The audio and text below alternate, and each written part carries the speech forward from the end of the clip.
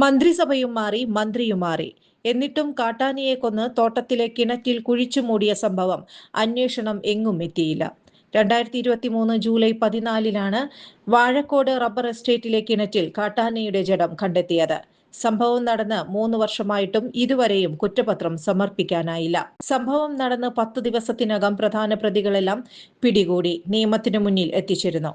തുടക്കത്തിൽ അന്വേഷണത്തിൽ കാണിച്ച താൽപര്യം തുടർ നടപടികളിൽ ഉദ്യോഗസ്ഥരുടെ ഭാഗത്തു നിന്ന് ഉണ്ടായിരുന്നില്ലെന്നാണ് കോടതി കുറ്റപത്രം സമർപ്പിക്കാനുണ്ടായ വീഴ്ചയായി ചൂണ്ടിക്കാണിക്കുന്നത്. ആനയുടെ കൊമ്പ് മുറിച്ചെടുത്ത പ്രതികൾ ഉൾപ്പെടെയുള്ളവരെയും അന്നത്തെ വനിതാ റേഞ്ച് ഫോറസ്റ്റ് ഓഫീസറും അറസ്റ്റ് ചെയ്തിരുന്നു. പീച്ചി വാഴാനി വന്യജീവി സങ്കേതത്തിന്റെ പരിധിയിൽ നിയമനിർമ്മാണത്തിനുള്ള നടപടിയും ഇഴയുകയാണ്. വാഴക്കോടുള്ള സ്വകാര്യ വ്യക്തിയുടെ റബ്ബർ എസ്റ്റേറ്റിലാണ് 3 ദിവസത്തോളം പഴക്കമുള്ള കാട്ടാനയുടെ ജഡം കണ്ടെത്തിയത്.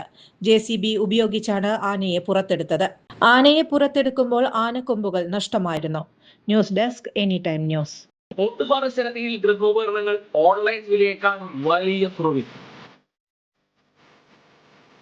ഓട്ടുപാറ ജനതയിൽ നിങ്ങളുടെ പഴയ mixie, grinder, fan, iron box, induction cooker, ഒപ്പം പഴയ സ്റ്റീൽ, അലുമിനിയം, ചെമ്പ് പാത്രങ്ങളെല്ലാം മാറ്റിയെടുക്കാനുള്ള ഒരു സുവർണ അവസരമാണ് ഒരുക്കിയിരിക്കുന്നത്. 1399 രൂപയ്ക്ക് മിക്സികൾ, ഫാനുകളെല്ലാം വലിയ വിലക്കുറവിൽ. ഇൻഡക്ഷൻ കുക്കർ 1199 രൂപ. 3 ബർണർ ഗ്യാസ് സ്റ്റൗ ആണെങ്കിൽ 1999 രൂപ മുതൽ ആണ്.